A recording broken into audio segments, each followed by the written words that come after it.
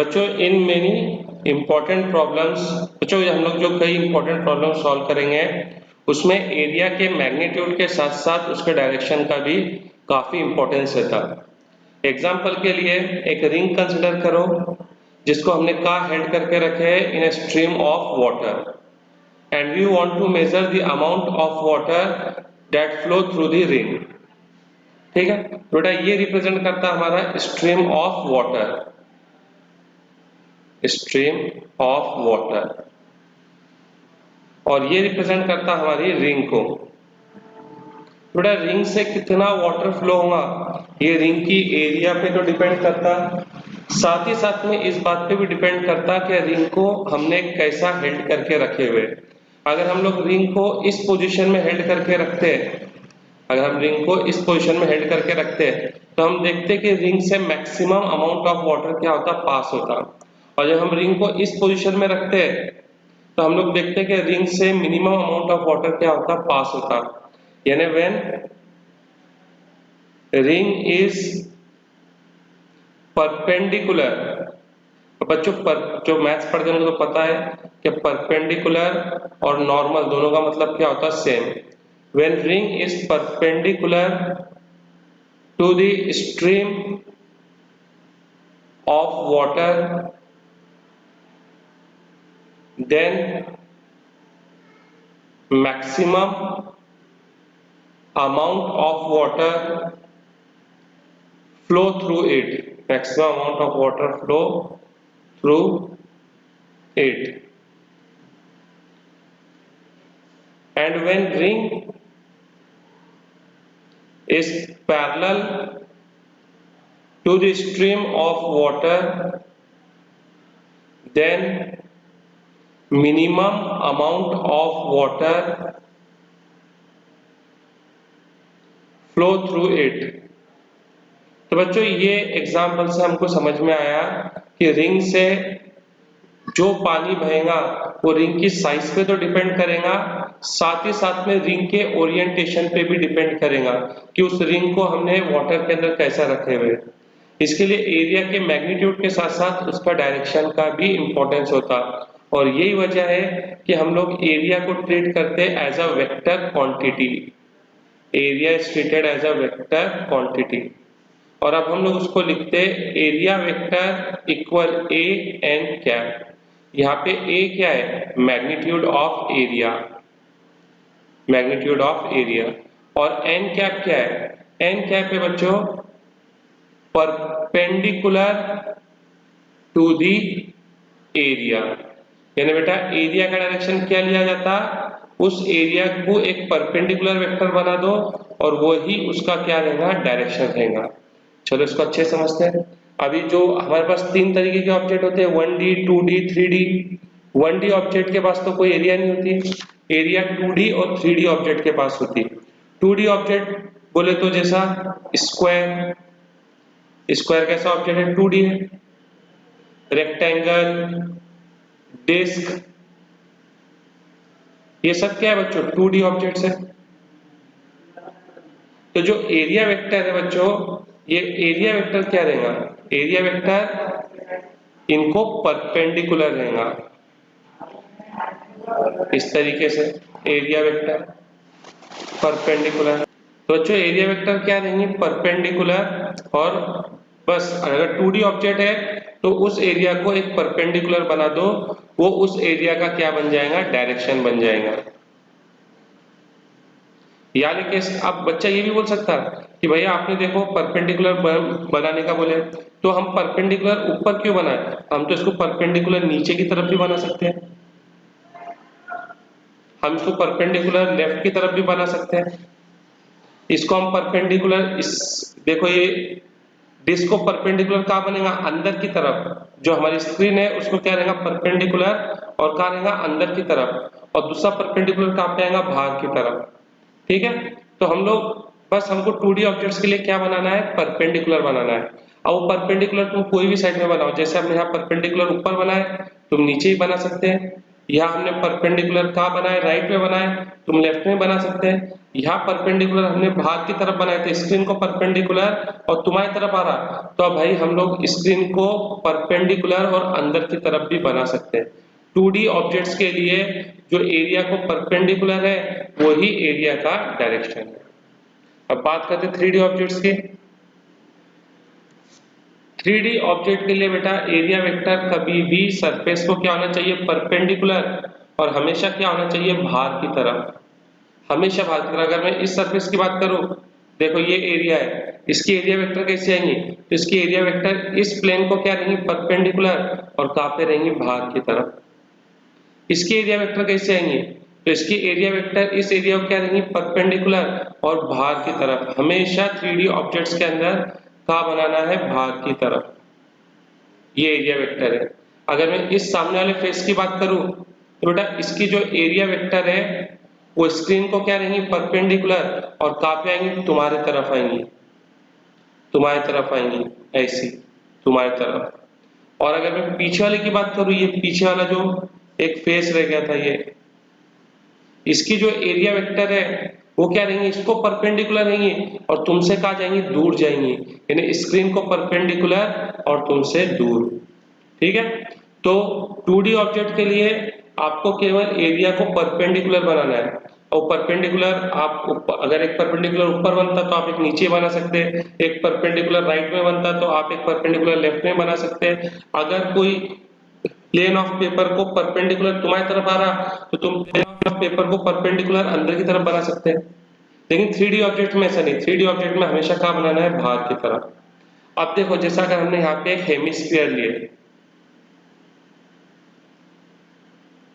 Hemisphere, अब अगर मैं इस पॉइंट पे एरिया वेक्टर की बात करूं तो इस पॉइंट पे एरिया वेक्टर ऐसी रहेंगी, क्योंकि बेटा जो स्फीयर को अगर किसी पॉइंट पे परपेंडिकुलर बनाना है तो उसको कहां से पास करो, उसके सेंटर से, कहां से पास करो उसको, उसके सेंटर से। देखो जैसे ये अगर इस पॉइंट पे परपेंडिकुलर बनाना है तो फिर यहां से एक लाइन बनाओ जो कहां से पास होती होंगी, सेंटर से, ये बन गई। अगर इस पॉइंट के ऊपर आपको एरिया वेक्टर बनाना है तो क्या करो, सेंटर को इस पॉइंट से ज्वाइन कर दो, ये इस पॉइंट की एरिया वेक्टर बन गई, है कि नहीं। तो एरिया वेक्टर हमेशा आपको कहाँ बनाना है, परपेंडिकुलर बनाना है, और कहाँ बनाना है, बाहर की तरफ बनाना है। ठीक है क्या नहीं। अगर अब मैं इसके एक स्मॉल एरिया ले लेता, देखो जैसे एक मैंने स्मॉल एरिया लिया ds, ये स्मॉल एरिया है ds। अब मैं आपको बोल रहा कि एक काम करो, इसकी एरिया वेक्टर बनाओ, तो क्या करेंगे, इस एरिया को सेंटर से जोड़ दो, ये देखो ये जो लाइन रहेंगी ये रहेंगी इस एरिया की वेक्टर ds कैप। तो इसको हम लिख सकते हैं ds कैप को dsn, जहाँ पे ds उसका क्या रहेगा, मैग्नीट्यूड, ये जो हम कैलकुलेट करेंगे उसका मैग्नीट्यूड, और n कैप क्या रहेगा, डायरेक्शन, जो कि ds को क्या रहेगा, परपेंडिकुलर, और 3D ऑब्जेक्ट के केस में कहाँ पे रहेगा, बाहर की तरफ। Next topic, electric flux. Electric flux of a surface held inside an electric field represents the total number of electric line of forces crossing the surface in a direction normal to surface। ठीक है बेटा, तो देखो हम पहले बात कर लेते हैं uniform electric field. Uniform electric field ऐसे इलेक्ट्रिक फील्ड ना ही जिसका मैग्नीट्यूड चेंज हो रहा और ना ही डायरेक्शन चेंज हो रहा। तो देखो बेटा, ये हमने बना लिया यूनिफॉर्म इलेक्ट्रिक फील्ड। अब इसके अंदर एक सरफेस को रख दो, ये सरफेस को रख दिया हमने, तो इस सरफेस को जब हम इलेक्ट्रिक फील्ड में परपेंडिकुलर रखते हैं तो उस पर जितनी लाइंस पास होती वो कहलाती इसका इलेक्ट्रिक फ्लक्स। जब हम कोई भी सरफेस को इलेक्ट्रिक फील्ड के अंदर रखते तो उस सरफेस से सरफेस के डायरेक्शन में, सरफेस यानी एरिया वेक्टर के डायरेक्शन में जितनी फील्ड लाइन क्रॉस होती वो कहलाती उसका इलेक्ट्रिक फ्लक्स। देखो जैसे E है, E is the magnitude of electric field, A is the area of surface, theta is the angle between electric field and area। और बेटा हम इलेक्ट्रिक फ्लक्स को डिनोट करते हैं से, फाई से। तो बेटा मैथमेटिकली फ्लक्स होता क्या, बेटा mathematically flux is a scalar product of electric field and area vector. Electric field and area vector. अब देखो E dot A, E dot A क्या हो जाएगा बेटा, तो ई डॉट ए हो जाएगा ई का मैग्नीट्यूड, ए का magnitude cos theta, where theta is the angle between electric field and area vector. यानी कि इसमें देखो बेटा इलेक्ट्रिक फील्ड, ये रेड वाली लाइन इलेक्ट्रिक फील्ड है, और देखो ये एरिया वेक्टर है परपेंडिकुलर, परपेंडिकुलर, ठीक है। तो यानी कि इसके अंदर बेटा थीटा कितना हो जाएगा, तो यानी कि इसके अंदर तो बेटा थीटा हो जाएगा 0, क्योंकि इलेक्ट्रिक फील्ड और एरिया वेक्टर दोनों क्या है, दोनों क्या है, दोनों पैरेलल है, तो थीटा क्या हो जाएगा 0, तो फ्लक्स हो जाएगा ई ए। और बेटा ये फ्लक्स की कौन सी वैल्यू है, मैक्सिमम वैल्यू है। तो बेटा फ्लक्स मैक्सिमम कब होता, जब ई और ए यानी इलेक्ट्रिक फील्ड और एरिया वेक्टर कैसे रहते हैं, सेम डायरेक्शन में, कैसे रहते हैं, सेम डायरेक्शन में। अब ये सिचुएशन को अगर बेटा मैं ऐसा कर दूं कि ये इलेक्ट्रिक फील्ड है और ये एरिया वेक्टर है, ये एरिया वेक्टर है। अब एरिया वेक्टर क्या रहेंगे, सरफेस को परपेंडिकुलर, ये देखो ये एरिया वेक्टर। अब यानी कैसे बेटा थीटा कितना है 90, देखो ये इलेक्ट्रिक फील्ड है, ये इलेक्ट्रिक फील्ड है और ये एरिया वेक्टर एक दूसरे को परपेंडिकुलर है, तो थीटा कितना हो जाएगा 90, तो फ्लक्स क्या हो जाएगा 0, क्योंकि cos 90 क्या होता है 0। तो बेटा ये फ्लक्स की कौन सी वैल्यू है, मिनिमम, यानी फ्लक्स मैक्सिमम कब रहेगा, जब इलेक्ट्रिक फील्ड और उस सरफेस की एरिया सेम डायरेक्शन में है, और फ्लक्स 0 कब रहेगा, जब इलेक्ट्रिक फील्ड और सरफेस की एरिया वेक्टर एक दूसरे को परपेंडिकुलर है, ठीक है। अब ये तो हमने दो केस लिए थे, जब एरिया वेक्टर या तो पैरेलल थी या तो परपेंडिकुलर थी। अगर ऐसा सिचुएशन आ जाए, ये देखिए ये है इलेक्ट्रिक फील्ड, ये है एरिया वेक्टर, ये है एरिया, और बेटा एरिया को परपेंडिकुलर ये है एरिया वेक्टर, ये है इलेक्ट्रिक फील्ड, दोनों के बीच का एंगल है थीटा। तो यानी कि इसमें फ्लक्स क्या हो जाएगा, यानी कि इसमें फ्लक्स हो जाएगा ई ए कॉस थीटा, ठीक है बेटा। Theta is the angle between E and A. For non uniform electric field, अब देखो बेटा यहाँ पे जो इलेक्ट्रिक फील्ड है नॉन यूनिफॉर्म है, क्योंकि इनके बीच का डिस्टेंस लगातार क्या हो रहा है, चेंज हो रहा। तो ऐसे केस के अंदर बेटा हम लोग एरिया इलेक्ट्रिक फ्लक्स कैसे निकालेंगे, तो ऐसे केस में हम लोग क्या करेंगे, रिंग को छोटी छोटी एरिया में बांट देंगे, ठीक है। तो हमने क्या करें, ds is the element area, यानी हमने क्या करें, जो भी हमारा सरफेस था उसको छोटी छोटी एरिया के अंदर क्या कर दिए, डिवाइड कर दिए, और एक कोई भी रैंडम एरिया को ले लिए। अब देखो इसकी एरिया वेक्टर कुछ ऐसी आएंगी, ये आएंगे इसकी एरिया वेक्टर, ये ध्यान से देखो दोनों के बीच में ये एंगल, या चलो यहाँ अच्छे से दिखे इसके लिए यहाँ करते हैं, ये छोटी सी एरिया ले लिए ds, ये इसकी एरिया वेक्टर,